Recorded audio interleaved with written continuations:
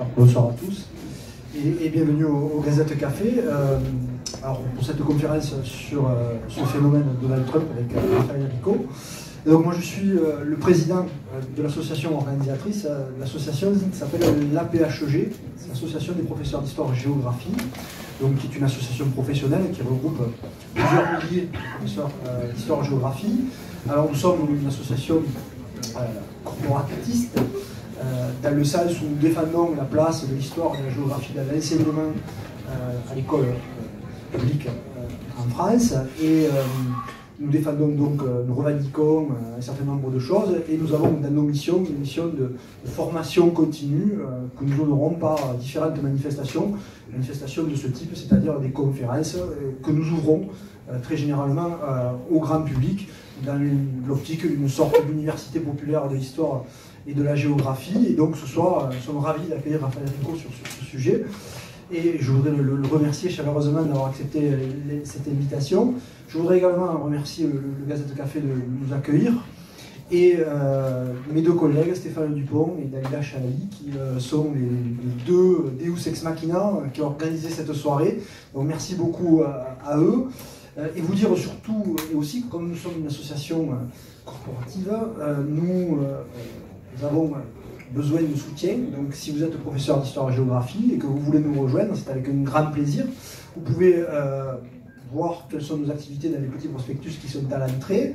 Vous avez également un bulletin d'adhésion si vous souhaitez adhérer. Et vous pourrez vous abonner à cette revue qui s'appelle Historien et géographe, qui donc diffuse des informations de l'association, mais pas uniquement, de très nombreux textes de niveau scientifique, de niveau universitaire, qui font le point sur des questions très générales au niveau de l'université, mais toujours en lien avec les programmes et en lien avec l'enseignement de l'histoire et de la géographie dans le primaire, le secondaire et à l'université, avec de nombreuses recensions, notamment pour les étudiants, des derniers ouvrages parus ou des articles sur différents points.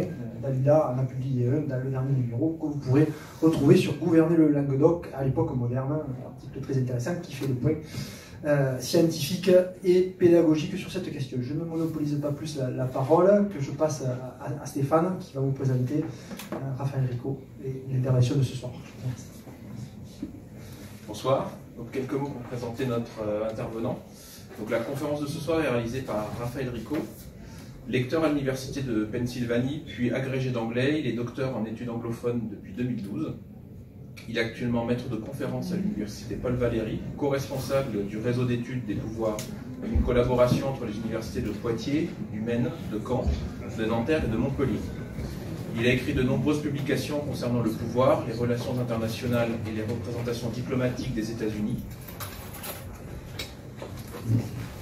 Les plus récentes sont la codirection d'un ouvrage collectif intitulé « Argent, pouvoir et représentation » paru en 2017 aux presses universitaires de Paris-Nanterre en 2017, dans lequel il a contribué avec le chapitre intitulé « Représentation diplomatique des États-Unis en France, récentes évolutions et contraintes financières » et la coordination d'un numéro de la revue LISA, Littérature, Histoire des idées, images et société du monde anglophone, intitulé « Le monde de Trump, Trump et le monde » paru en 2018. Le café histoire de ce soir est intitulé Donald Trump de The Apprentice à la Maison Blanche. Il vise à mettre en lumière la spectacularisation du politique au sein de la société états-unienne, ainsi que le profit qu'a su en tirer l'actuel chef de l'exécutif. À un mois jour pour jour de l'élection présidentielle du 3 novembre, même si ce n'est pas l'objet central de cette conférence, celle-ci sera l'occasion de contextualiser et d'appréhender ce vote dans sa dimension sociétale. Les outils d'analyse politique stricto sensu ayant montré leurs limites lors des dernières élections, une perspective élargie semble davantage adaptée à la compréhension de cette période inédite de l'histoire des États-Unis. Merci beaucoup. Merci à tous d'ailleurs. Merci beaucoup à l'Association des professeurs d'histoire géo de m'avoir invité. C'est un grand honneur pour moi d'être ici au Gazette Café. Puis merci à chacun d'entre vous d'être venu ce soir. C'est pas toujours évident de sortir par les temps qui courent. Lorsque je me suis mis à la tâche cet été, il m'est apparu combien cette mission qui m'était confiée ce soir est une mission impossible. Une mission impossible à double titre. Mission impossible parce qu'il y a dans la salle beaucoup de professeurs publics exigeants, s'il en est. Mission impossible, alors, et pas simplement professeur, mais professeur d'histoire-géographie, encore plus exigeant. Mission impossible également parce que le phénomène Donald Trump est très difficile à appréhender. C'est un phénomène qui est sans cesse changeant et par là même il est très difficile à expliquer. Et comme je suis de nature un peu inconsciente, je relève le défi. Je vais tenter cette mission impossible. Donc la date des prochaines élections approche, un mois jour pour jour, si tout se passe bien. Les interventions en tout genre se multiplient pour savoir si de Donald J. Trump ou de Joseph Robinette Biden, hein, le candidat démocrate. C'est son deuxième prénom, Robinette. Et le candidat démocrate est le plus susceptible de l'emporter. Qui des deux est le plus susceptible de l'emporter? Je ne jouerai pas ce jeu-là. On sait depuis les précédentes élections que les indicateurs usuels, les indicateurs que nous offre la science politique et autres indicateurs ne fonctionnent plus. Ils ne permettent plus d'avoir une appréciation globale du phénomène, et juste du phénomène, et encore moins de prédire qui va gagner. Donc je n'aventurerai pas à esquisser un pronostic. Pas de boule de cristal ce soir. Pas non plus de bilan à caractère historique, hein, puisque vous êtes mieux placé que moi pour savoir qu'il faudrait une génération pour ça. Mais ce qu'on peut essayer de faire en revanche, c'est de tenter de comprendre comment un magnat de l'immobilier, devenu star de la télé-réalité, a pu accéder à la plus haute fonction de la branche exécutive des États-Unis. C'est l'objet de mon intervention. Et puis ensuite, collectivement, on pourra essayer de se demander hein, comment se fait-il que, malgré un mandat calamiteux, hein, le mot est faible, le président Trump soit encore en course pour un éventuel second mandat. Et je crois que vu depuis ici, vu depuis la France, c'est l'incompréhension. On se demande comment est-ce que c'est possible. Hein, c'est la consternation. On se dit, mais avec tout ce qu'il a fait, avec tout ce qu'il a dit, comment ose-t-il se représenter? Je viens de passer un semestre universitaire aux États-Unis et en fait, vu depuis les États-Unis, ce n'est pas entièrement incohérent. Hein. Il y a même une certaine logique à cela. Et ce soir, j'endosse mes habits d'américaniste pour essayer d'expliquer le phénomène Trump. Le premier élément que j'aimerais souligner, c'est que pour comprendre ce qui s'est passé avant Trump, il faut s'appuyer sur ce qu'il convient d'appeler la spectacularisation à outrance de la fonction exécutive. Le deuxième élément sur lequel je m'appuierai, hein, c'est Trump. Hein, mais Trump, finalement, parfaitement calibré, parfaitement taillé pour une course à la Maison-Blanche. J'expliquerai le propos dans un instant. Et puis, dans un troisième temps, je montrerai que le Parti républicain, même si, dans un premier temps, le Parti républicain a été très circonspect, hein, a été largement critique du candidat Trump en 2016, le Parti républicain a fini par se rallier à lui. On verra que...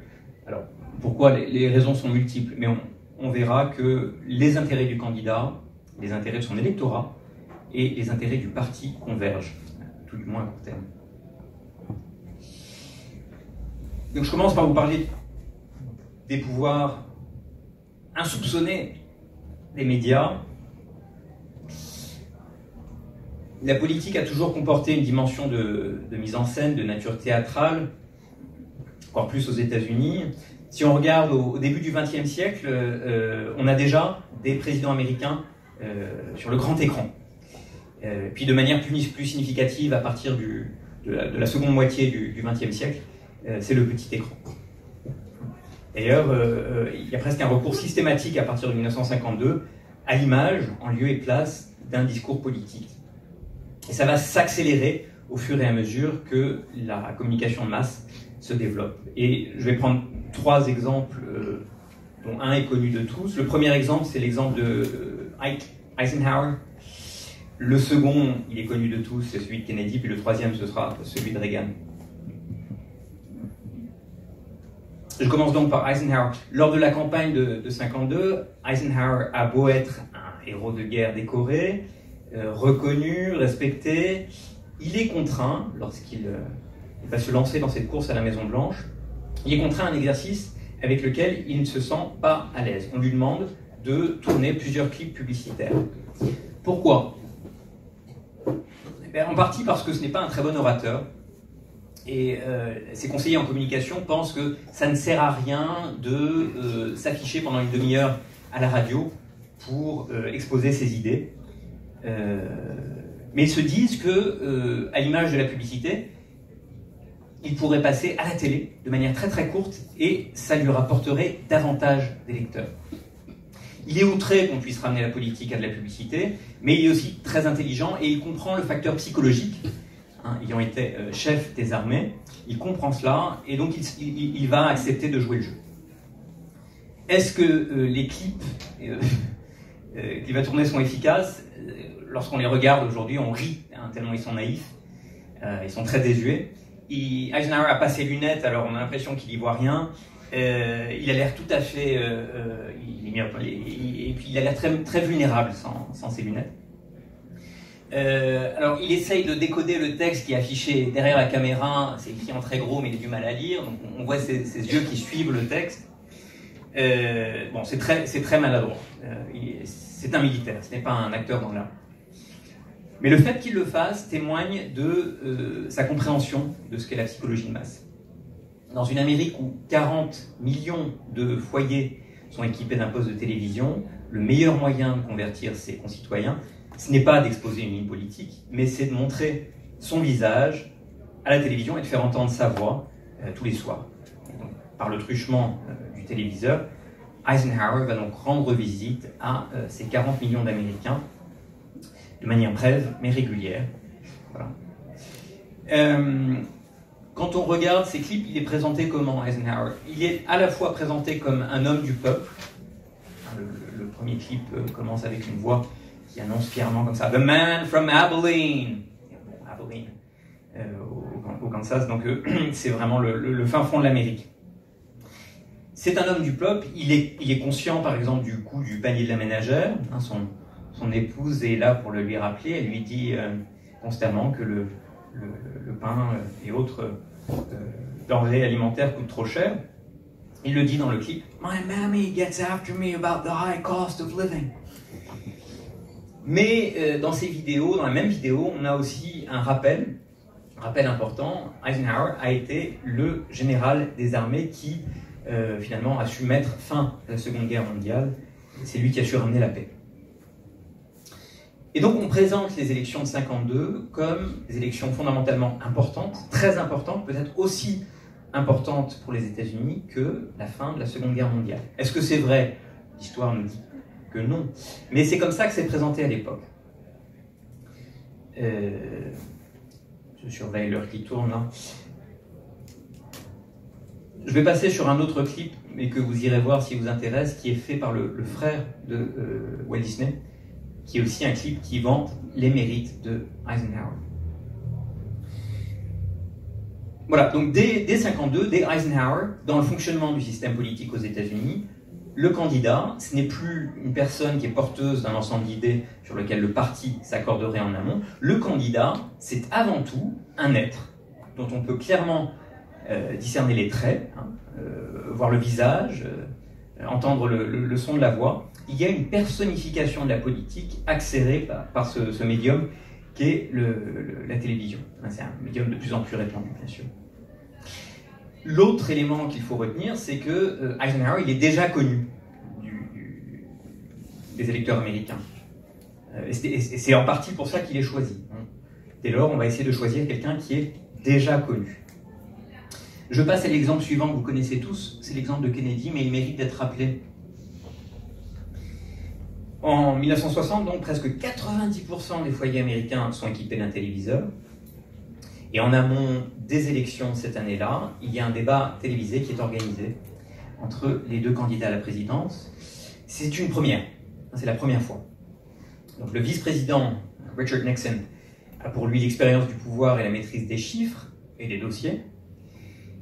Et de l'autre côté, on a le jeune et fringant sénateur du Massachusetts, John F. Kennedy, qui connaît aussi les dossiers, mais c'est presque une star de cinéma. Hein. Il a pour lui son sourire, il a une allure enjouée, il a une certaine manière de fixer la caméra comme s'il regardait directement dans les yeux les téléspectateurs. Voilà, autant d'atouts qui vont séduire monsieur et madame tout le monde aux États-Unis. Le contraste entre les deux candidats est d'autant plus flagrant que Nixon sue, il sort d'une mauvaise grippe, il boite légèrement, ça se voit à l'écran, il n'est pas rasé de frais, il sort tout juste de l'hôpital. Et tous ces détails ne vont pas échapper aux téléspectateurs puisqu'il y aura plusieurs gros plans que la caméra va effectuer sur les candidats. Il y a un sondage qui est effectué après ce débat, et le sondage fait bien la différence entre les gens qui ont écouté le débat à la radio et ceux qui l'ont vu à la télé. Ceux qui ont écouté le débat à la radio disent le gagnant de ce débat, c'est clairement Nixon. Il sait de quoi il parle, il a une bonne maîtrise des dossiers. Ceux qui ont vu le débat à la télé disent c'est très difficile de déterminer qui des deux candidats l'a emporté hier soir, parce qu'ils se débrouillent tous les deux très bien, mais finalement Kennedy a un petit quelque chose de plus. Et alors ce petit quelque chose de plus, inévitablement, c'est qu'il présente bien la télé. Hein, il sait comment séduire les futurs électeurs. Alors l'exemple est célèbre et il illustre parfaitement le propos de Marshall McLuhan qui dit « The medium is the message ». Ce qui compte finalement, c'est pas ce qu'on dit à la télé, ce qui compte, c'est qu'on passe à la télé. Ce qui compte quand on passe à la télé, c'est de passer à la télé. C'est le médium qui importe. C'est l'apparat, c'est le langage corporel, c'est l'apparence. Voilà autant d'éléments non verbaux qui, consciemment ou inconsciemment, vont influencer l'électorat. L'autre leçon de cette campagne de 1960, c'est que, avant ce débat, le père de Kennedy, qui était fort influent, avait fait tourner, avec toute une équipe de studio, les primaires. Donc, partout où Kennedy se rendait pendant les primaires, il y avait une équipe pour le filmer. Et il était filmé véritablement comme une star. Et c'est ainsi ensuite qu'il est présenté dans le journal de 20 heures. Donc à nouveau, ça c'était important, parce qu'on arrive à une période aux États-Unis où ce n'est pas la légitimité politique qui compte, hein, mais c'est le fait d'être déjà connu, de passer à l'écran. Troisième cas, il est également connu, c'est celui de Reagan.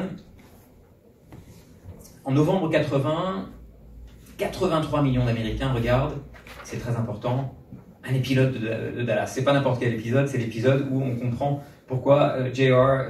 fait ce qu'il fait et qui il est. Voilà, 83 millions d'Américains, c'est 4 millions de plus que ceux qui étaient allés voter quelques jours en amont. Et ce chiffre dit quelque chose de la manière dont l'Amérique se comporte face aux téléviseurs et du désintérêt progressif face à la politique. Et donc ce n'est pas un hasard si cette année-là, Reagan, ancien acteur de série B mais également ancien président du syndicat des acteurs d'Hollywood, accède au pouvoir. Il opère ainsi la synthèse entre le monde du spectacle et celui de la politique. Et à ce stade dans l'histoire des États-Unis, c'est important de le comprendre, la question, c'est pas de savoir si cet ancien acteur va faire un bon président, ou si ce nouveau président était un bon acteur. La question, c'est ou le débat, c'est que Reagan sera tout l'un et tout l'autre à la fois. Il sera entièrement l'un et complètement l'autre. Il est à l'aise sous les feux de la rampe. Il sait à quel moment il convient de faire la moue. Il sait à quel moment il convient de hocher un peu la tête comme ça. Il sait à quel moment il faut placer un petit sourire complice. Il sait à quel moment il faut saluer sur le gazon de la Maison Blanche en descendant de l'hélicoptère ou en montant. Ces gestes, qui sont habituellement des gestes issus du monde du spectacle, n'ont a priori pas de valeur politique. C'est normalement l'apanage des acteurs. Mais Reagan a très bien compris comment il peut les exploiter. L'Amérique est à ce point devenue consommatrice d'images qu'elles viennent se substituer au discours politique bien plus qu'elles ne l'accompagnent. Donc en 80, Reagan est parvenu à faire parvenir Hollywood jusqu'à la Maison Blanche. Et c'est pas simplement accéder au pouvoir avec Reagan, c'est aussi gouverner. De par ses précédents métiers et de par son habileté naturelle, il arrive à raconter des histoires. Il est très fort en ce qu'on pourrait appeler en bon français,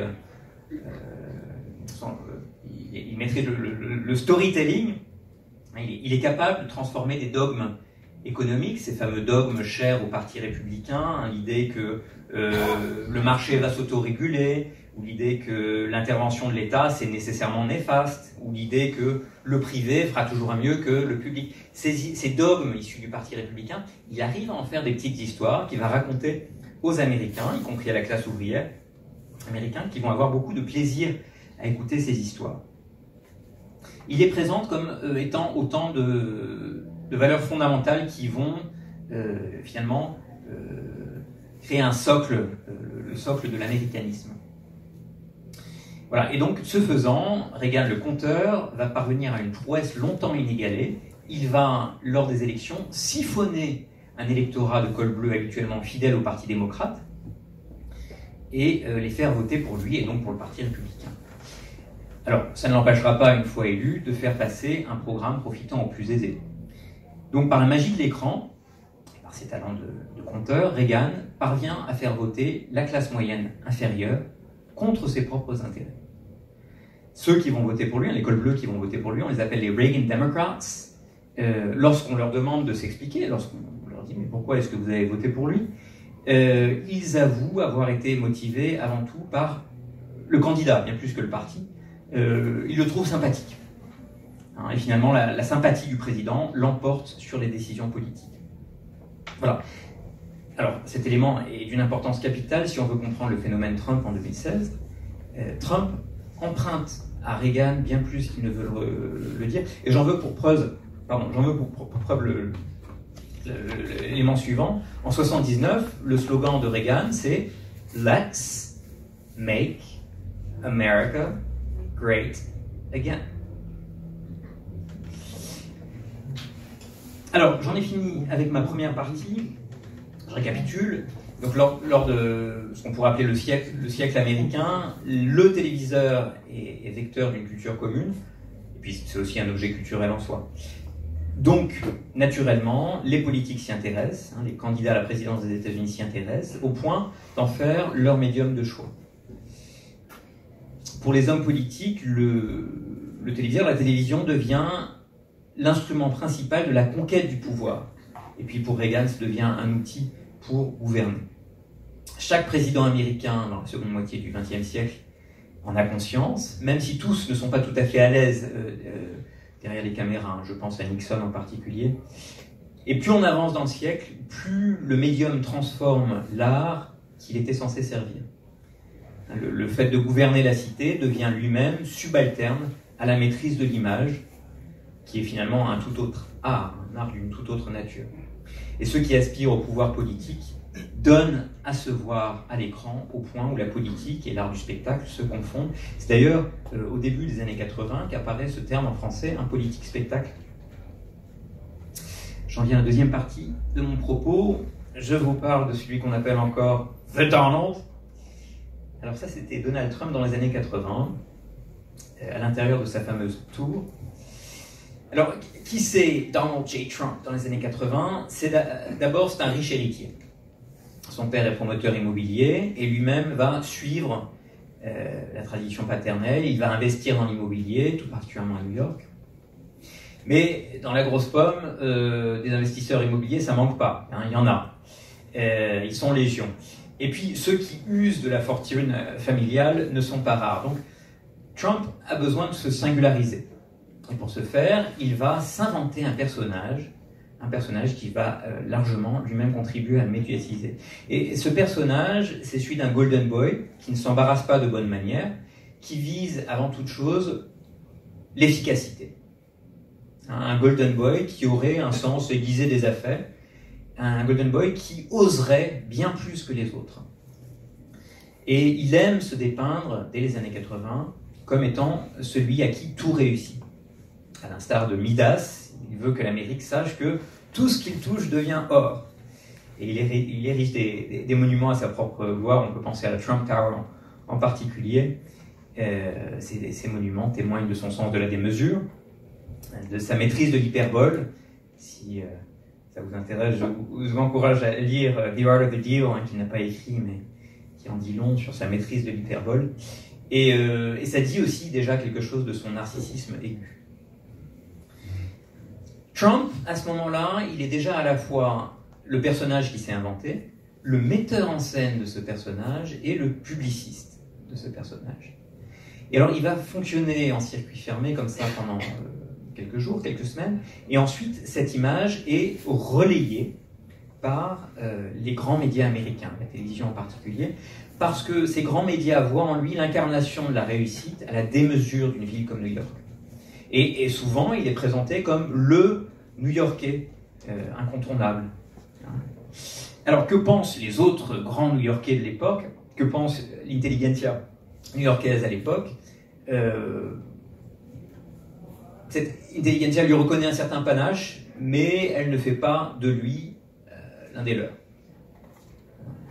Oui, il est intéressant, oui, il a du panache, mais non, c'est pas un des nôtres. Donc, l'histoire que raconte Trump dans les années 80, elle s'appuie largement sur celle de Reagan. C'est l'histoire en laquelle beaucoup d'Américains veulent croire. Et les Américains veulent croire en cette histoire parce qu'il faut tenter d'effacer les années 70. Il faut tenter d'effacer le Vietnam, la stagflation, le Watergate. Voilà. Donc, l'Amérique est d'autant plus réceptrice à l'idée suivante. La réussite, c'est possible, et la réussite qui ne s'embarrasse pas finalement de bonne manière, c'est également possible. Les signes de richesse ostentatoires sont à nouveau là, possibles, et il n'y a pas à en avoir honte. Si Reagan a ravivé le rêve américain lors des années 80, Trump s'empare d'une facette de ce rêve, la réussite matérielle poussée à l'extrême. Et pour le simple citoyen, pour le col bleu par exemple, c'est une idée alléchante. Parce qu'en fait, Trump ne dit rien de ses origines, il efface presque le fait que son père est millionnaire, il parle très peu de sa famille d'origine allemande, il ne dévoile qu'une partie de ses réseaux, et bien sûr il ne dit rien de ses échecs qui étaient déjà patents à l'époque et qui vont s'accélérer dans les années 90. Donc avec Trump, l'Amérique a l'impression que être riche c'est possible, sans prérequis aucun. Mieux encore, Trump investit dans des éléments de la culture américaine que la classe ouvrière affectionne tout particulièrement. Le football américain. Il possède, à lui tout seul, une ligue de football américain dans les années 80. C'est pas une équipe, c'est une ligue. C'est pas la ligue à laquelle vous pensez, c'est une autre ligue. Il investit aussi dans des steaks. Et il s'investit aussi beaucoup dans des concours de beauté qu'il a l'air de beaucoup apprécier. Il n'est pas lui-même candidat dans ces concours. Alors, les années 90, c'est une toute autre affaire. Pour Trump, c'est plutôt une mauvaise période, en fait, parce qu'il va de faillite en faillite, et celles-ci sont affichées au grand jour, faillite maritale comme professionnelle. Son empire est en pleine décrépitude, et lorsqu'il apparaît dans des émissions de culture populaire, finalement, il n'est plus que... il n'est plus que l'ombre de lui-même. Non, il n'est plus que l'ombre du personnage qui s'était créé. Donc en fait, il ne trompe personne. Il a vraiment besoin de se réinventer. Les années 90, c'est pas un bon souvenir pour Trump.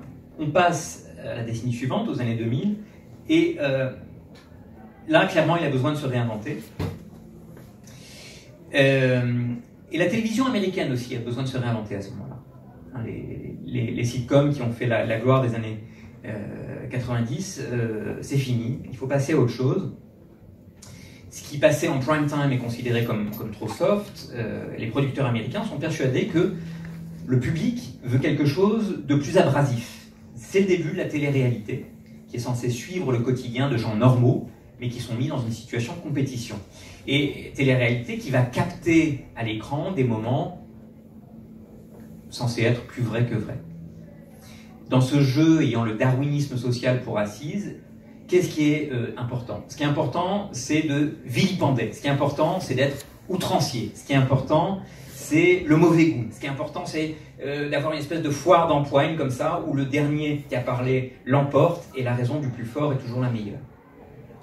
C'est dans ce contexte qu'apparaît en 2004 sur la chaîne NBC une émission qui s'intitule The Apprentice. Et le producteur de cette émission cherche, donc c'est une émission de télé-réalité, mais il cherche à varier, à diversifier le genre. Et dans ce nouveau programme, le milieu hostile, ce ne serait plus une île déserte, hein, ce serait l'entreprise. Et puis du coup, New York, ce serait la jungle urbaine. 2 équipes d'entrepreneurs en herbe vont s'affronter, une sera éliminée, et au sein de l'équipe gagnante, un seul candidat va tirer son épingle du jeu. Et puis bien sûr, il faut un arbitre, et en guise d'arbitre, le producteur de la série cherche un homme d'affaires avisé, qui, fort d'une expérience professionnelle passée, apportera un degré de crédibilité à l'émission.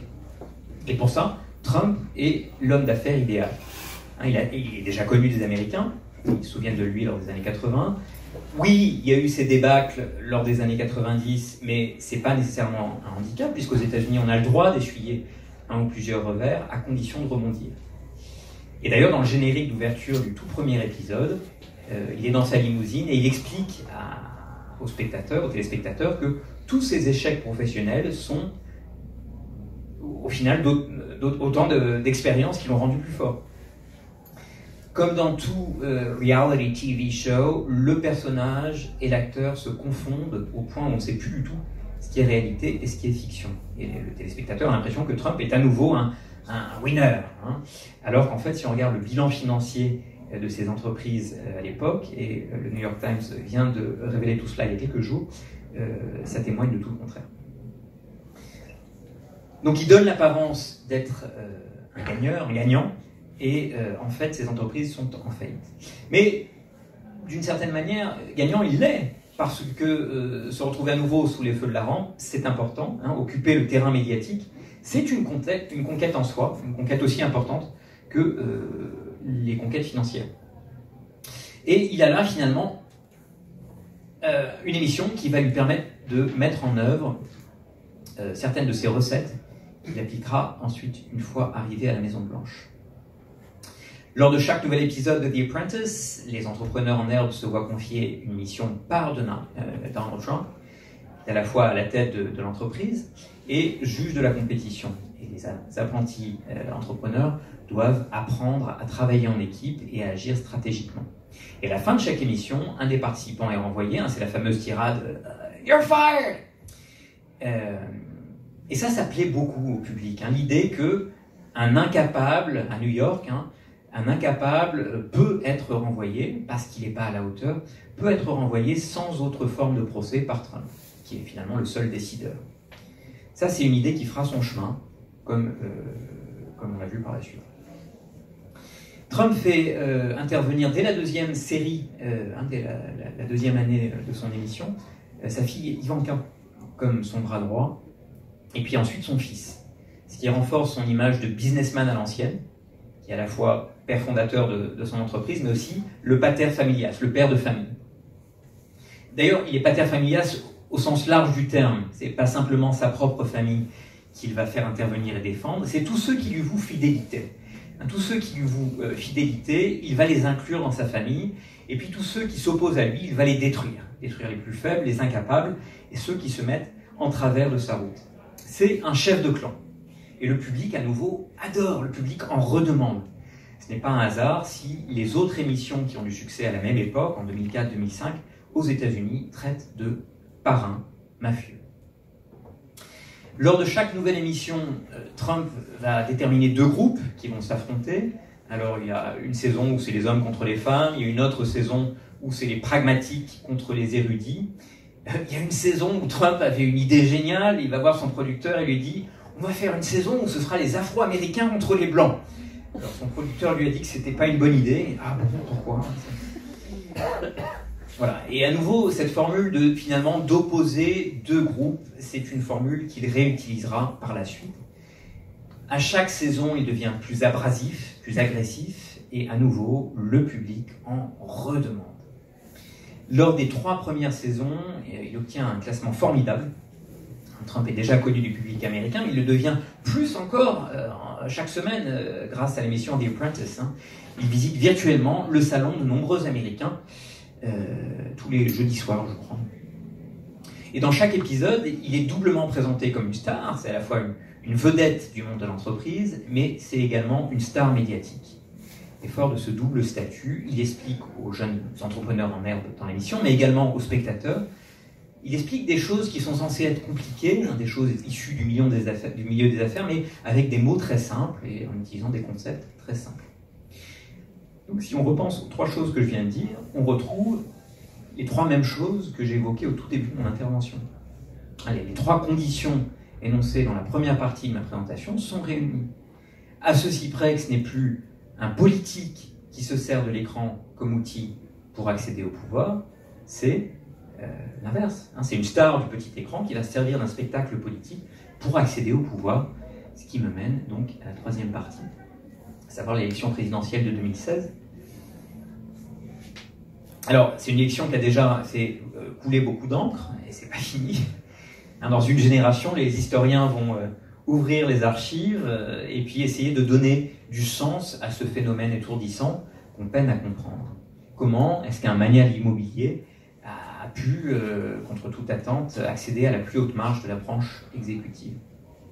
On n'a pas beaucoup de recul, mais avec ce peu de recul, et puis en prolongeant la logique des arguments que j'ai développés jusqu'à maintenant, je vais passer en revue l'ensemble des facteurs qui, cumulés les uns aux autres, ont fait basculer l'élection.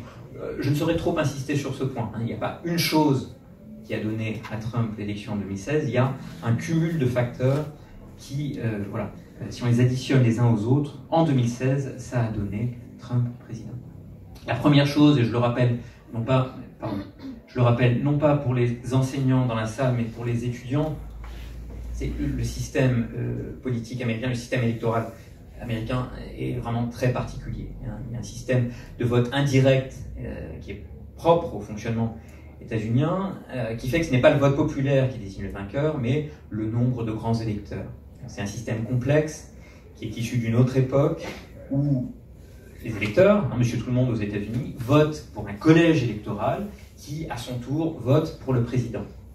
Et alors, vous pourriez vous dire, oui, mais finalement, ça revient au même. Non, parce que tout comme dans un sport, c'est pas le nombre de points gagnés qui compte, c'est le nombre de jeux emportés. C'est pas le nombre d'électeurs qui compte, c'est le nombre d'États emportés. Et dans 48 des 50 États, lorsqu'on gagne l'État, on gagne 100% de l'État. On emporte toutes les voix que représente l'État. Non pas les voix populaires, mais les voix, le nombre de grands électeurs. Voilà. Là où le bon sens indiquerait un système proportionnel, l'héritage politique aux États-Unis indique un tout autre système, ce fonctionnement étrange qui existe encore aujourd'hui. Par ailleurs, les États les plus ruraux et les plus dépeuplés, qui sont des États traditionnellement conservateurs, sont surreprésentés. C'est des États qui donnent la statistique suivante. Actuellement,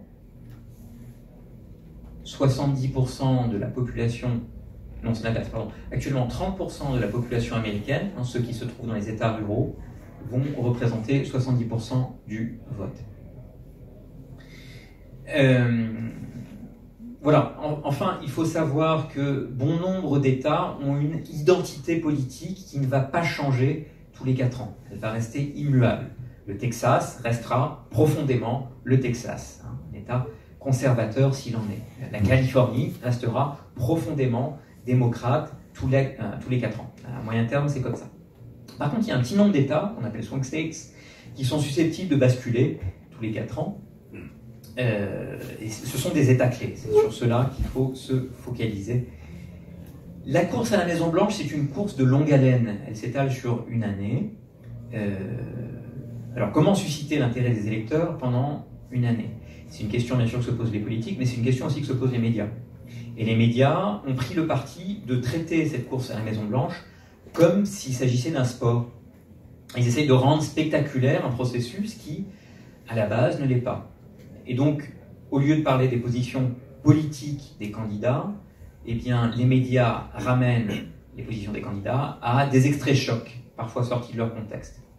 Ces extraits, images à l'appui, font ensuite la une des journaux télévisés qui proposent souvent, non pas de l'information, mais ce qu'on pourrait appeler de l'infotainment, un mélange d'information et de divertissement. Et donc, pendant longtemps, les politiques ont fait de leur mieux pour essayer d'adapter leur discours à ce format extrêmement contraignant, réducteur. Souvent, ça veut dire qu'il faut réduire le programme politique à un slogan ou à une phrase choc. Mais ce n'est pas forcément quelque chose qui leur vient naturellement. Et alors, vous me voyez venir avec mes gros sabots, en 2016, pour la première fois, c'est plus un politique qui s'essaye à cet exercice, c'est quelqu'un qui est parfaitement rodé à ce genre d'exercice qui va s'essayer à la politique. En 2016, Trump n'est pas un homme politique qui doit s'adapter à ce format, c'est quelqu'un qui maîtrise parfaitement l'idée qu'un slogan remplace une philosophie ou une politique. C'est un bâcleur de foire qui, dès les primaires, à coups de petites phrases, à coups de déclarations à l'emporte-pièce, avec ses coups bas, avec ses coups d'éclat, va éliminer un par un tous ses rivaux au sein du camp républicain. Il y en a 16. Un par un, il va tous les éliminer. Autrement dit, en juillet 2016, lorsque Trump est investi par le Parti républicain, ce n'est pas en dépit de son inexpérience politique, mais c'est précisément parce qu'il a mieux compris que tous les autres politiques que les médias n'étaient plus un ensemble d'outils au service du politique, mais l'inverse. Nul besoin d'être présidentiable pour concourir à la Maison-Blanche. Nul besoin d'être cohérent. Il faut en revanche faire beaucoup parler de soi, et ça, Trump l'a compris. Et d'ailleurs, la rhétorique trumpienne n'est nullement pensée comme un tout, comme quelque chose de cohérent. C'est une rhétorique avant tout instinctive. Alors, ça engendre de nombreuses contradictions, mais ces contradictions ne sont pas vécues comme telles par ses partisans. Ainsi, Trump peut dire une chose à un instant T et son contraire le lendemain, c'est pas grave, son électorat ne lui en tiendra pas rigueur.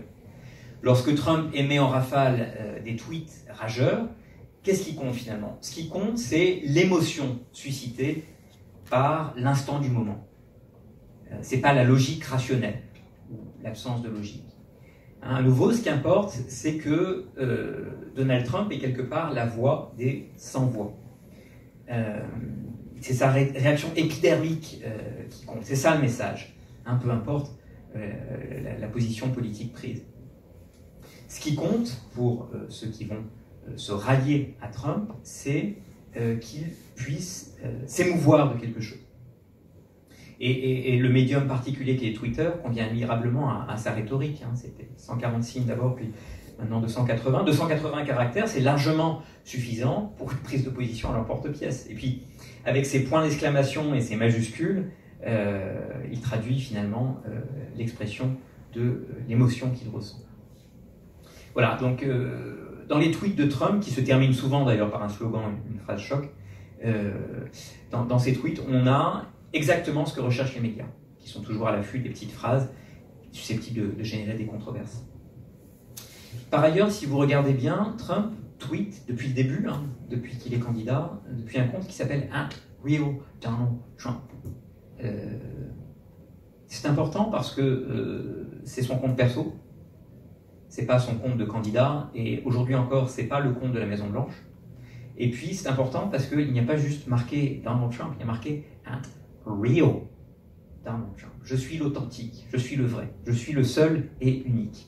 Et cette impression d'authenticité donc est renforcée par son compte, et puis par la manière dont il va articuler son propos. Quelque part, Trump est en prise directe avec son électorat.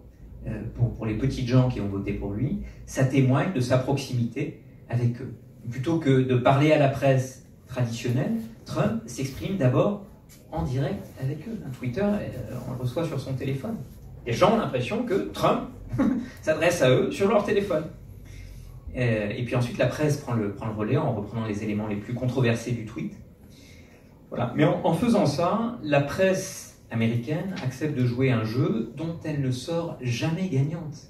Parce qu'avec Twitter, c'est Trump qui dicte l'actualité et le rythme médiatique. Et la presse court derrière et tente de rendre ce tout cohérent, ce qui est une mission impossible.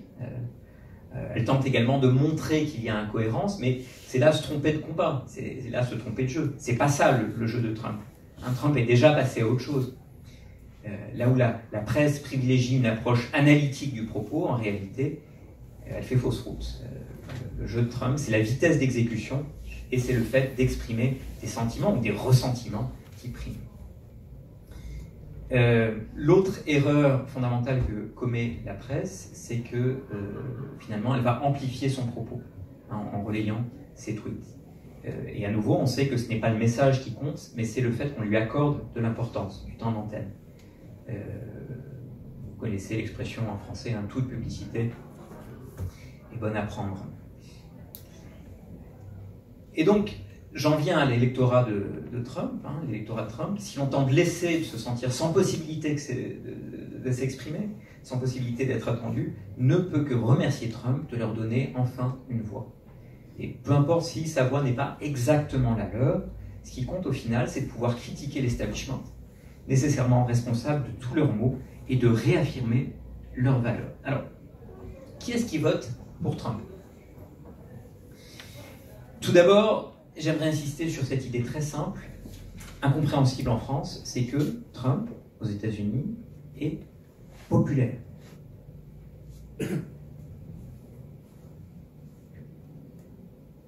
Ça semble inconcevable en France, mais Trump est populaire. Il y a des tas de gens qui l'adorent.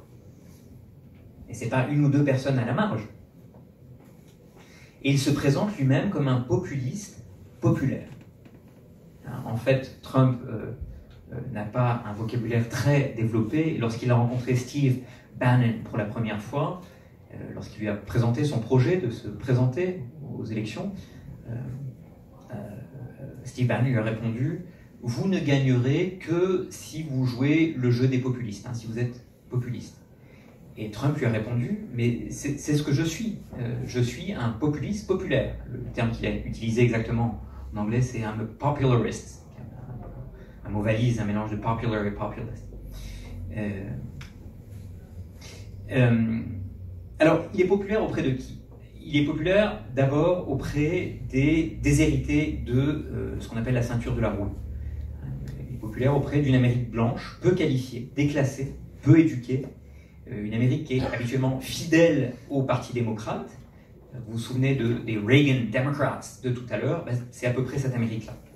Elle a vu en Donald Trump un candidat hors norme, un candidat avec une liberté de parole à la fois dans le ton et dans le propos, qui les a séduits. Tout comme les Reagan Democrats avaient voté pour le candidat républicain en 80, le basket of deplorables, pour reprendre la terminologie utilisée par Hillary Clinton, a voté pour Trump en 2016. Et donc, le tour de magie opéré par Reagan en 80, Trump l'a à nouveau fait pour le Parti républicain en 2016. C'est-à-dire qu'il a donné au Parti républicain des voix auxquelles ce parti n'aurait jamais eu accès. C'est cette partie de l'électorat qui apprécie le franc-parler de Trump. Pour eux, ce que Trump dit, c'est du bon sens. Ils ont l'impression qu'il s'exprime simplement et qu'il fait valoir des idées simples, qui rompt avec la langue de bois, ou pire, avec les propos technocratiques des élites. Donc avec Trump, cette partie de la classe ouvrière a le sentiment de ne plus être oubliée, et elle a l'agréable impression que quelqu'un les comprend. En fait, ce que Trump fait très bien, c'est qu'il exprime la colère. Et ça, c'est une colère que cette partie de l'électorat ne pouvait exprimer, soit parce que c'était une colère étouffée par le politiquement correct, soit parce que c'était une colère qui n'était pas relayée par les médias. Et en cela, Trump devient l'un des leurs. Alors, évidemment, Trump, c'est pas un ouvrier, mais il parle la même langue qu'eux. Et il privilégie les mêmes marqueurs culturels, je les ai évoqués tout à l'heure, le fast-food, le sport, les concours de beauté, etc., etc. Donc il incarne leur voix. Lorsqu'on voit des images des rallyes politiques qu'il organise, ce sont de véritables séances cathartiques pour ces gens-là. Ils portent à la fois leur voix dans les arènes, mais également dans l'espace public.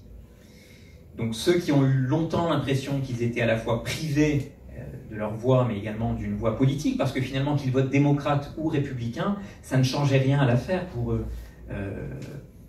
La dégradation économique qu'ils subissaient de plein fouet était là. Ceux-là vont miser sur Donald Trump, dont le discours est vécu comme authentique. Et donc ce sentiment Et d'autant plus renforcé que ce n'est pas quelqu'un qui vient du monde de Washington et de sa politique politicienne. Donc ça, c'est un vote important qui lui a donné finalement l'avantage dont il avait besoin dans les États clés dont je vous ai parlé tout à l'heure.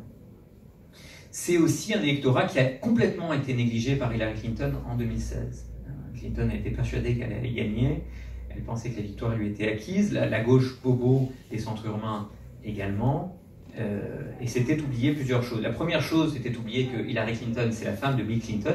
Bill Clinton, c'est le président démocrate qui a droitisé le Parti démocrate dans les années 90, au point où c'est lui qui a fait passer l'ALENA, d'abord, et qui était président, alors que l'OMC allait lancer une mondialisation accélérée.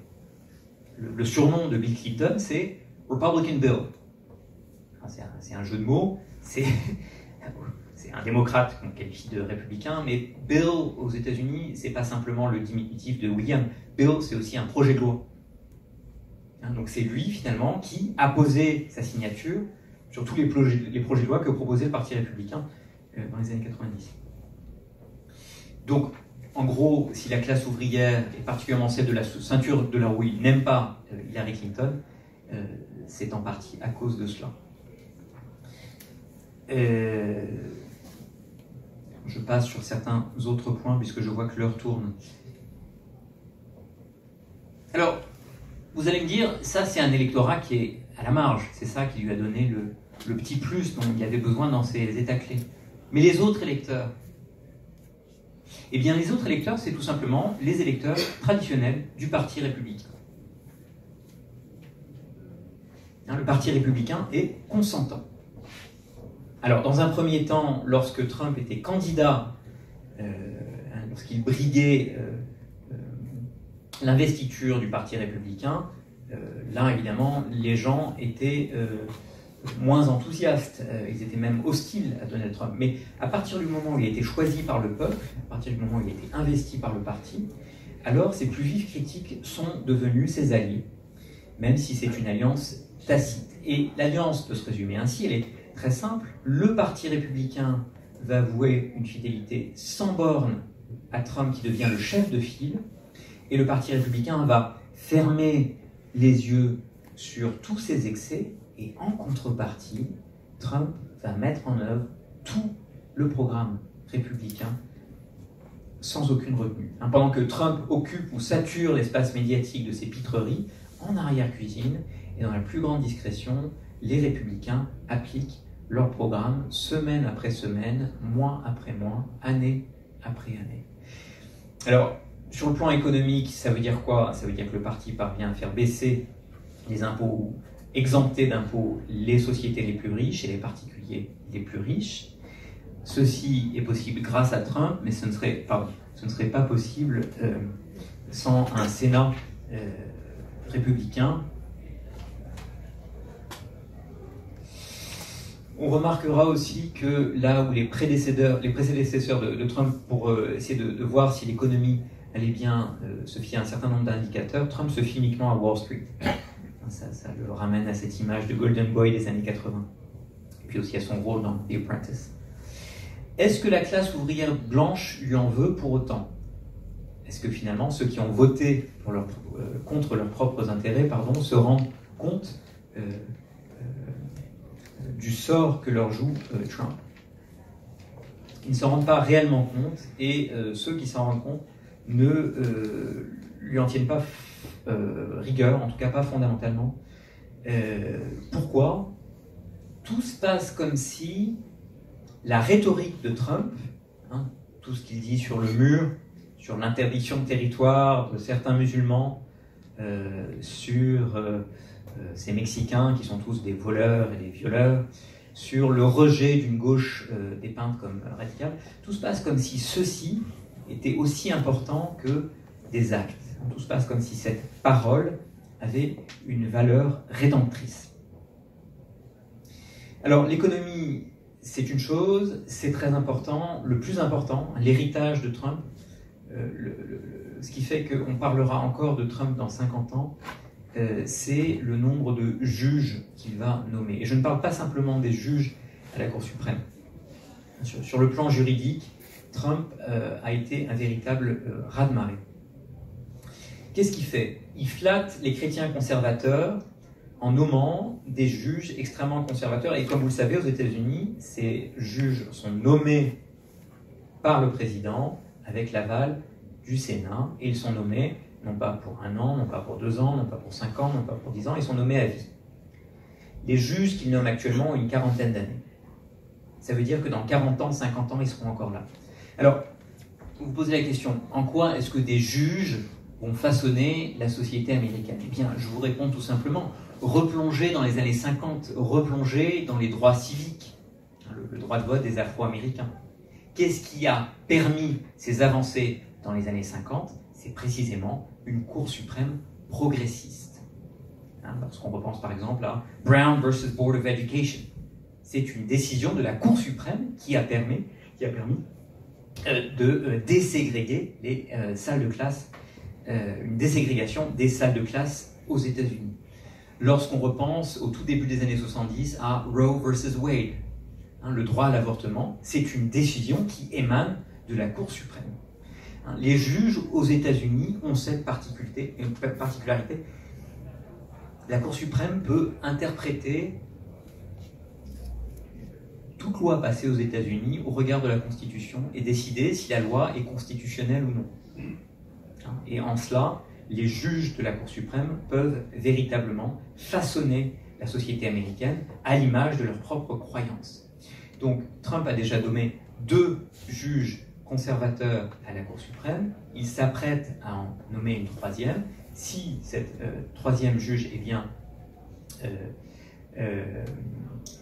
acceptée par le Sénat, et tout laisse à penser qu'elle le sera, puisque le Sénat est à majorité républicaine, on aura 6 membres à la Cour suprême qui sont conservateurs ou extrêmement conservateurs, et 3 membres qui sont progressistes. Donc à chaque fois qu'ils voteront, ce sera 6 contre 3. Voilà. Alors, il peut sembler étrange qu'un playboy sur le retour, 2 fois divorcé, vantant à l'antenne ses prouesses sexuelles, puisse obtenir le vote de ce qu'on vient d'appeler la droite chrétienne, la droite évangélique. Mais pour comprendre le paradoxe, à nouveau, il faut se placer du point de vue de ce groupe qui ne fait pas de Trump l'un des leurs, qui ferme les yeux sur ses frasques, à condition qu'il nomme ses juges à la Cour suprême, mais aussi dans des cours intermédiaires. Une cour d'appel finalement qui sert de tremplin à la Cour suprême où Trump a déjà nommé 53 juges.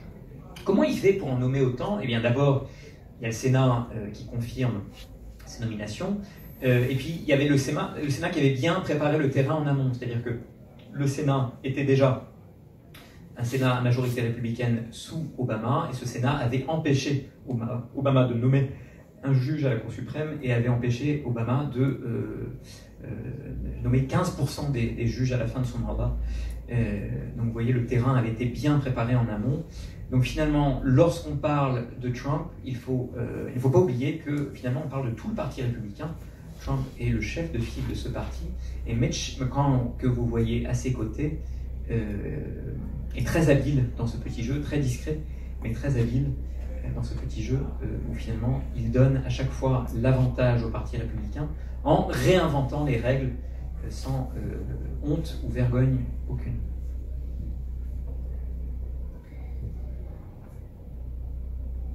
Je surveille l'heure. Voilà, je crois qu'il est temps pour moi de conclure. Donc la question que j'ai soulevée en introduction, c'est comment, malgré tous ces mensonges, malgré tous ces propos outranciers, malgré son style de présidence, ce qu'on a vu ces 4 dernières années, un style de présidence directement emprunté à celui de la télé-réalité, comment, malgré son incapacité notoire à faire face à la crise sanitaire, Donald J. Trump peut-il être en piste pour la course à la Maison-Blanche? La première chose, c'est qu'il convient de ne pas oublier la leçon de 2016. C'est-à-dire que ce n'est pas parce que le New York Times dit Trump n'agit pas de manière présidentielle qu'il ne l'est pas. L'entre-soi a montré ses limites. L'intelligentsia pense quelque chose de lui, ne pense pas du bien de lui, ça ne dit rien des autres. sa base électorale lui voue, encore aujourd'hui, malgré tout ce qui se passait, ou peut-être grâce à tout ce qui s'est passé, une fidélité sans borne. Tout élément présenté comme une information factuelle par la presse traditionnelle, dont les valeurs s'alignent en général sur celles du centre, de la gauche, est contesté par Fox News, bien évidemment, mais aussi par Breitbart News. Il faut également bien comprendre que les électeurs traditionnels du Parti républicain n'apprécient pas le personnage Trump, mais ferment les yeux, puisqu'ils obtiennent en contrepartie ce qu'ils veulent. Je l'ai évoqué il y a un instant. Et il y a d'autres éléments que je n'ai pas invoqués, mais qui revêtent une importance considérable aux États-Unis. Pour bien des Américains, la gauche, c'est le diable. Je mesure mon propos, ce ne sont pas là des mots trop forts. Et donc finalement, si Trump peut faire rempart à la gauche, c'est éviter que le diable s'empare des États-Unis. Et alors pour rendre le diable encore plus diabolique, évidemment, il faut pointer non seulement du doigt, non seulement la gauche, mais la gauche la plus radicale qui existe aux États-Unis, c'est-à-dire par exemple Bernie Sanders. Si on regarde les positions prises par Bernie Sanders, les propositions qu'il fait lorsqu'il est candidat à la présidence, d'abord en 2016 et puis en 2020, il essaye d'être investi par le Parti démocrate. À chaque fois, il n'y arrive pas, il échoue. C'est le poulie d'or un petit peu de ces deux dernières élections. Qu'est-ce qu'il présente comme projet politique? Il présente un projet politique qui est en gros le même que Eisenhower en 1952. Eisenhower en 1952, c'est le candidat républicain. Sanders en 2016 et en 2020, c'est considéré comme le candidat à gauche de la gauche. Donc vous voyez à quel point la politique américaine s'est droitisée. Et vous voyez à quel point elle est fractionnée, un véritable fractionnement de l'électorat selon des lignes partisanes. Donc finalement, aux États-Unis, on n'est pas simplement pro ou anti-Trump, on peut être anti-Trump et pro-républicain. Et auquel cas, on va quand même voter pour Trump, parce que c'est le chef du parti, c'est le chef de file du parti, et parce que c'est le rempart contre les démocrates aux États-Unis.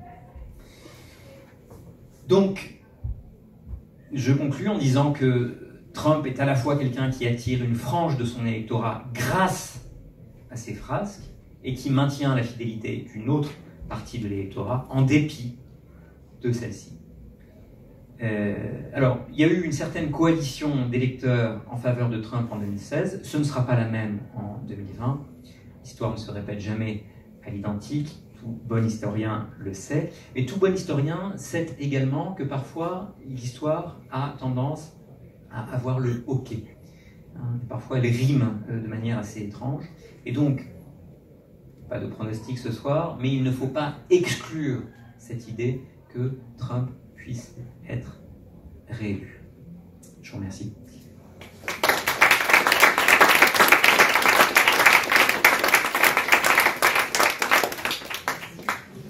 Merci beaucoup pour cette conférence passionnante. Ce que l'on vous propose pour les questions, c'est de les dire de votre place, on les répétera ensuite pour éviter que le micro circule trop. Donc, si vous avez des questions à poser.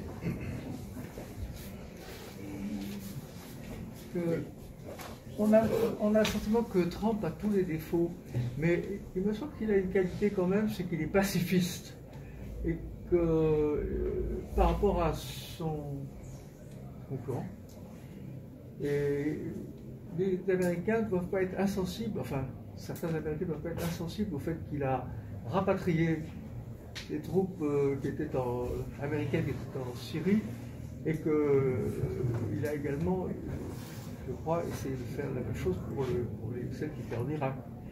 Est-ce que c'est pas quand même quelque chose de positif, ça? Parce que j'ai entendu du négatif, vous voyez. Merci. Alors, je ne suis pas un défenseur de Trump, je le dis tout de suite, mais j'essaie de faire la part des choses, quoi. L'émission est enregistrée, donc pour ceux qui l'écoutent à l'antenne ou qui regardent cette vidéo puissent entendre votre question, je vais essayer, si vous voulez bien, de la synthétiser. N'hésitez pas à me dire si je me trompe. Trump est-il pacifiste? C'est la question. Et preuve à l'appui, il a ramené une partie des troupes sur le sol américain. Alors, poser une question intéressante, et au fond, la question articule également le propos. Trump a-t-il également fait des choses bien? Il y a plusieurs questions dans la question. Alors, pour répondre à la dernière partie de la question, c'est que oui, en France et dans certains milieux, on a tendance à insister sur ce que Trump fait de travers, et ce pourquoi il n'est pas apprécié. Une autre dimension de la question, c'est la question de la politique étrangère. Si on regarde bien la Constitution, le président des États-Unis partage grande partie de ses pouvoirs avec les autres branches du gouvernement, à savoir la branche législative et la branche judiciaire. J'en veux pour preuve, le président est chef des armées, mais il ne peut pas déclarer la guerre. Seul le Congrès peut le faire. On pourrait passer en revue tout un tas d'autres exemples. Il n'en reste pas moins que le président des États-Unis, même s'il doit travailler avec les autres branches du gouvernement pour gouverner, ceci est particulièrement vrai au sein même des États-Unis. Au-delà des frontières américaines, le président a finalement un pouvoir plus grand, ou en tout cas c'est un pouvoir qu'il se donne. On l'a vu, et on a vu ce que ça a donné avec d'autres présidents dans le passé. Je pense en particulier à Bush Junior, Bush fils, W, comme on aime à l'appeler. Donc, est-ce que cette Amérique interventionniste, cette Amérique va-t-en-guerre sous Trump, l'est moins? Mais oui et non, c'est-à-dire que Trump n'y connaît rien en matière de politique étrangère. Il essaye de gérer celle-ci comme il gère le reste des affaires, de manière impulsive, populiste, sans véritablement tenir compte des conseils qui lui sont prodigués et de ce qui s'est fait dans le passé. Et alors, comme il a le doigt, en théorie, sur le bouton qui permettrait d'anéantir le monde, il y a toujours ce que la presse américaine qualifie d'un adulte dans la salle qui est là pour le surveiller.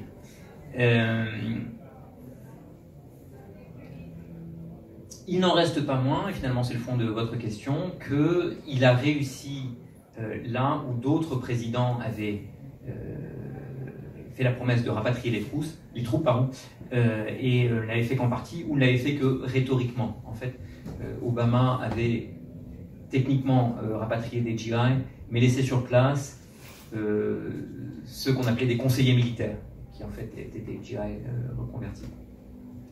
On pourrait aussi dire, si on veut passer en revue, mais je devrais peut-être laisser la place à davantage de questions, que Trump, d'une certaine manière, a prolongé, avant que la pandémie ne fasse son apparition, a prolongé la bonne santé de l'économie américaine, mais cette bonne santé ne vaut que pour les Américains les plus fortunés. C'est la bonne santé finalement de Wall Street, bien plus que l'économie. Si il n'y avait pas eu cette pandémie, actuellement, les indicateurs économiques, jusqu'à l'année dernière, en gros, lors des 3 premières années, plaçaient Trump en bonne position pour une réélection. D'autres questions? Alors, ai-je répondu à votre question? Oui, après, oui. Enfin, vous ne m'avez pas dit comment vous aviez le sentiment que les Américains prenaient ça comme quelque chose de très positif ou négatif que les... À nouveau, l'électorat est vraiment fractionné selon des lignes partisanes. Les démocrates le détestent, les républicains l'adorent. Voilà. Fidèle au chef de clan. Si peut-être pour rebondir sur l'économie quand même, peut-être un peu trop, je ne sais pas. Vous avez effectivement évoqué l'ALENA mise en place par Bill Clinton. Donald Trump l'a renégocié, et il me semble qu'il a renégocié en partie, en tout cas dans le langage, je ne sais pas dans la réalité, peut-être que vous allez en parler, mais en faveur des ouvriers américains. Peut-être que ceci compte aussi. Effectivement, les effets d'annonce ont toute leur importance. Ensuite, lorsque les ouvriers regardent leur fiche de paie ou ce qui se passe au moment où ils ont besoin d'être réembauchés, une toute autre réalité les attend. En fait, ce qui importe dans le monde de Trump, c'est, et on revient à ce qui le motivait lorsqu'il était le Golden Boy des années 80, c'est-à-dire qu'il va oser défaire, détricoter ce qui a été fait avant lui, sans aucun respect pour la norme ou pour les us et coutumes, et refaire les choses comme il l'entend. Il pense que les accords où il y a de nombreux acteurs finalement, qui vont être signataires de l'accord, jouent en défaveur des États-Unis, et il veut des accords bilatéraux à chaque fois. Il pense que ça vaut mieux pour les États-Unis. Et comme il se présente comme un homme d'affaires avisé, il estime que si c'est bon pour le business, c'est aussi bon pour les États-Unis. Ça reste à démontrer. Alors, je pense qu'il nous faudra du temps avant de voir si l'ALENA renégociée fonctionne mieux pour les États-Unis. Mais la dynamique de la mondialisation, ça fait longtemps qu'elle est enclenchée, et il est très difficile d'imaginer faire marche arrière de manière brutale. Lorsque certaines entreprises américaines s'y sont essayées lors des 3 premières années, elles n'arrivaient pas à faire produire une partie de l'élément qu'elles construisaient aux États-Unis. Il fallait forcément importer une partie du Mexique, de la Chine, etc. Est-ce que vous pouvez nous dire quelques mots sur le problème de la santé et de la sécurité, enfin des assurances santé, l'Obamacare, comme on dit, et pourquoi est-ce que les travailleurs ne semblent pas être favorables, certains ne semblent pas être favorables à cette... Pourquoi est-ce que le problème... Merci, donc c'est une question qui porte sur Obamacare. Alors c'est une question éminemment complexe, mais pour bien l'appréhender de manière globale, il faut déjà comprendre que les États-Unis, ce n'est pas la France n'est pas les États-Unis. On est tous habitués ici à la Sécu, on pense que c'est normal, on a grandi avec ça. Il n'en a pas toujours été ainsi en France, c'est un héritage de l'après-Seconde Guerre mondiale, du Conseil national de la résistance. En gros, en France, l'idée, c'est que la santé n'est pas un bien consommable comme les autres, et que finalement, on devrait tous avoir le droit à cette couverture. Aux États-Unis, l'histoire dit tout à fait autre chose. Le premier président qui s'intéresse véritablement à protéger les plus faibles, c'est-à-dire les plus âgés et les moins fortunés, c'est Franklin Delano Roosevelt lors de la Grande Dépression.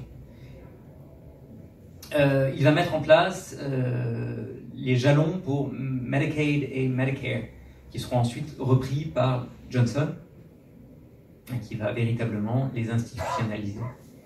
Mais ça, finalement, ça ne permet qu'à une partie des Américains d'être couverts. Et c'est vraiment des Américains qui sont à la marge, les plus âgés et les moins fortunés.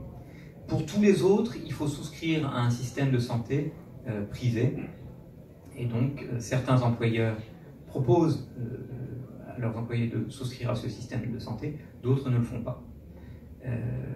Ce que j'essaie de dire, c'est que l'idée d'une sécu ne fait pas partie de la normalité aux États-Unis.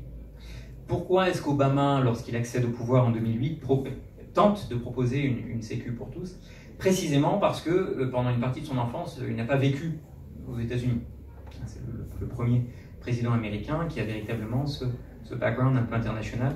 Et il comprend à quel point c'est important pour tous d'avoir une couverture santé. Ça lui tient vraiment à cœur, ça tient tellement à cœur à Obama qu'il va miser un capital politique important et essayer de faire passer Obamacare à tout prix. Alors il va devoir revoir sa copie à plusieurs reprises, parce qu'évidemment les républicains n'en veulent pas. Quand on regarde des photos de l'époque, Obamacare est présenté comme la fin de la liberté aux États-Unis, comme une entreprise communiste qui vise à déposséder les Américains de leur liberté. Donc Obama va devoir beaucoup négocier avec les républicains pour essayer de trouver un terrain d'entente. Finalement, le Obamacare qu'il va réussir à faire passer est un Obamacare light qui ne couvre pas tous les Américains comme elle le devrait, comme il s'était imaginé au début. Donc c'est quelque chose d'imparfait. Et donc lorsque c'est passé, il y a eu beaucoup d'Américains qui ont râlé en disant mais finalement je préférais ce qu'il y avait avant. Trump a promis évidemment qu'il se débarrasserait d'Obamacare une fois au pouvoir, et beaucoup l'ont applaudi des deux mains. Il n'a jamais réussi à s'en débarrasser parce qu'il n'arrive pas à proposer quelque chose qui fonctionne mieux. C'est-à-dire que les républicains refusent d'aller dans le sens de quelque chose qui ressemblerait à l'État-providence. Voilà, alors peut-être que tout ceci est un peu compliqué, il y a beaucoup de références historiques, mais l'idée de base est très simple, c'est que la mentalité américaine à la base, c'est celle du pionnier qui va lui seul et sans l'aide de personne s'aventurer dans ce Far West, et il ne peut compter que sur lui. Sa santé, c'est son affaire, c'est pas son voisin qui doit s'en occuper, et d'ailleurs lui-même n'a pas à s'occuper de la santé de son voisin. Voilà, quelque chose de cet ordre-là.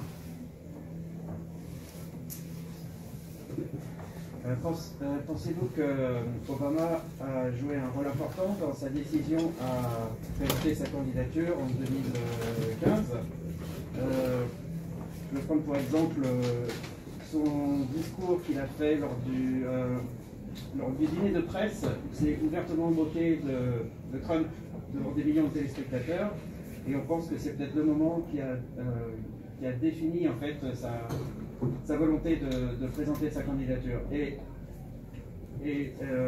le fait aussi que Obamacare, si cette loi n'avait pas porté son nom, il n'en aurait peut-être pas autant parlé. Tout ce qu'Obama a fait, il veut le défaire. Je crois que c'est devenu totalement personnel contre lui. Alors je répète la question, à nouveau pour ceux qui écoutent à l'antenne, qui regardent ceci, donc la question, est-ce que Obama n'aurait... est-ce que ce n'est pas finalement Obama qui aurait déclenché chez Trump l'envie de briguer la Maison-Blanche, et vous citez un exemple bien particulier, donc tous les ans il y a un dîner spécial où les membres de la presse sont conviés, et puis le président fait une apparition, et même souvent il fait des petites blagues, et une des petites blagues effectivement d'Obama à l'époque, c'était une pique qui visait directement Trump. Trump n'a pas le cuir épais, il a un ego surdimensionné et il est très revanchard. Donc l'hypothèse que vous posez est une hypothèse tout à fait crédible, ça devrait peut-être décider. Trump avait déjà évoqué dès les années 80 l'idée que tôt ou tard il serait candidat à la Maison-Blanche. Il s'était même... Trump a été d'abord démocrate, et ensuite il s'est présenté de manière très brève à la présidence avec un parti tiers. Il n'a eu aucun succès à l'époque, et donc tout récemment il s'est rallié au parti républicain et s'est présenté sous leur bannière.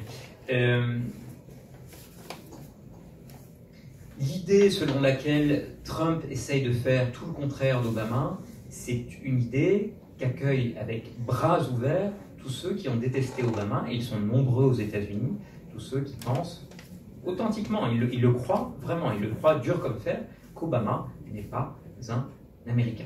Alors ensuite, ils utilisent tout un tas d'arguments fallacieux pour dire qu'il n'est pas américain. L'argument le plus connu, c'est qu'il ne serait pas né aux États-Unis, ce qui est faux. Il est né à Hawaï. Hawaï est un État américain depuis les années 50. Voilà. Mais il y a tout un tas de gens aux États-Unis pour qui il n'est pas imaginable d'avoir quelqu'un qui a la peau noire à la Maison-Blanche. Il y a tout un tas de gens aux États-Unis pour qui il n'est pas imaginable d'avoir quelqu'un qui n'était pas fondamentalement issu du sérail à la Maison-Blanche. Obama, ça a été une étoile. Il a accédé très très vite finalement à des positions auprès du Sénat dans l'État de l'Illinois et puis ensuite directement à la Maison-Blanche, des positions où normalement il faut des dizaines d'années de carrière avant de désespérer quoi que ce soit. Et puis finalement, pour tout un tas de l'Amérique, tous ceux qui appartiennent à l'Amérique raciste, Obama c'est une abomination puisqu'il est le fils d'une femme blanche et d'un homme noir. C'est le cauchemar le plus absolu des suprémacistes blancs, c'est que la femme blanche puisse avoir une relation sexuelle avec un homme noir. Noir et musulman. Oui. C'est une touche moderne que vous apportez au propos, mais si on remonte à la guerre de sécession en amont, hein, tout ce qui est esclavage, le propos est déjà là.